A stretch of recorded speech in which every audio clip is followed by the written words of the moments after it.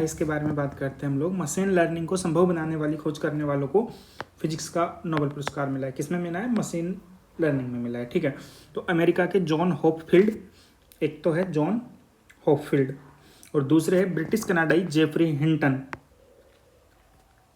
तो Jeffrey Hinton और Hopfield, देखिए दोनों एच से नाम आ रखे हैं, हॉपफील्ड और हिंटन, तो दोनों का ध्यान रखना है। ये जो जॉन हॉपफील्ड है ये अमेरिका के हैं और जो ब्रिटिश कनाडाई जेफरी हिंटन है ये ब्रिटिश कनाडाई है।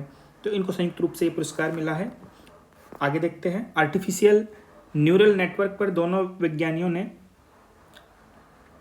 शोध ने मशीन लर्निंग की बुनियाद रखी है यहाँ पे, और हॉपफील्ड ने विकसित की थी एसोसिएटिव मेमोरी। एआई की गॉडफादर किसको कहा जाता है? हिंटन को बोला जाता है ना।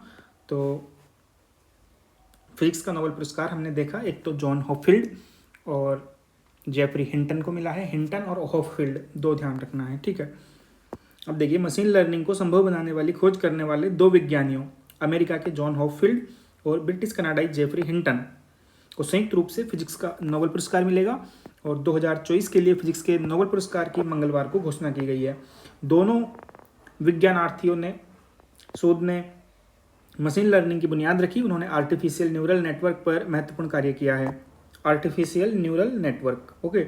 दोनों विज्ञानियों ने फिजिक्स के उपकरणों का उपयोग करके ऐसे तरीके विकसित किए हैं जो मशीन लर्निंग की नींव है। आर्टिफिशियल न्यूरल नेटवर्क पर आधारित मशीन लर्निंग विज्ञान, इंजीनियरिंग और दैनिक जीवन में क्रांति ला रही है। दोनों विज्ञानियों को संयुक्त रूप से 10 दिसंबर को यह पुरस्कार मिलेगा। और हिंटन ने कहा कि आर्टिफिशियल इंटेलिजेंस से स्वास्थ्य सेवा में सुधार आएगा।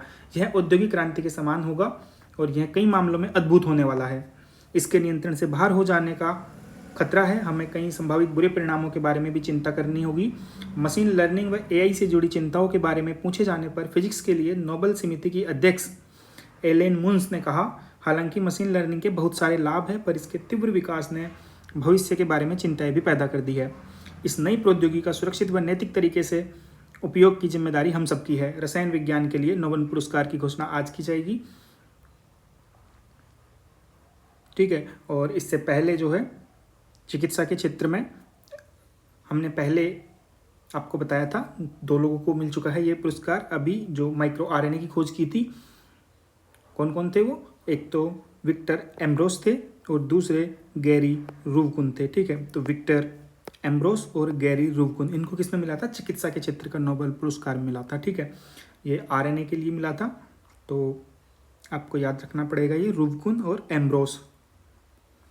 और अभी जो मिला है ये किसका है? हॉपफील्ड और हिंटन, इनको किसका? फिजिक्स का। और चिकित्सा का किसका मिला है? चिकित्सा का मिला है विक्टर एम्ब्रोस और गेरी रूवकुन को। इनको क्यों मिला है? आरएनए की खोज के लिए। और उनको क्यों मिला था? उनको मशीन लर्निंग के क्षेत्र में अपने शोध के लिए। ठीक है, अब थोड़ा सा जान लेते हैं अल्फ्रेड नोबेल के बारे में। ये स्वीडन के विज्ञानी थे अल्फ्रेड नोबेल, और ये पुरस्कार जो है 1901 से विज्ञान, साहित्य और शांति के क्षेत्र में उल्लेखनीय उपलब्धियों के लिए दिया जाता रहा है। और अर्थशास्त्र के लिए नोबेल पुरस्कार 1969 से दिया जाता है। ठीक है, नोबेल की वसीयत में पुरस्कार विजेताओं को 11 मिलियन स्वीडिश क्रोनर या 11 लाख डॉलर की नगद राशि दी जाती है। तो कितने रुपए मिलते हैं इनको? 11 लाख डॉलर। ठीक है, अल्बर्ट आइंस्टीन, नील्स बोर और एनरिको फर्मी जैसे विज्ञानी पूर्व में फिजिक्स के लिए नोबेल पुरस्कार से सम्मानित किए जा चुके हैं। पिछले वर्ष फिजिक्स का नोबेल पुरस्कार 3 विज्ञानियों को दिया गया था, तो अब नहीं पूछेगा इसको क्योंकि पुराना हो गया है। अब अगर पूछेगा तो जेफरी हिंटन और हॉपफील्ड को पूछा जाएगा। ठीक है, तो ये हमें ध्यान रखना है क्योंकि बहुत ही इंपॉर्टेंट हो जाता है ये। तो हॉपफील्ड और हिंटन। और अगर हम बात करें चिकित्सा में, तो चिकित्सा में हमने देखा 2 लोग थे। कौन लोग थे? विक्टर एम्ब्रोस और रूवकुन।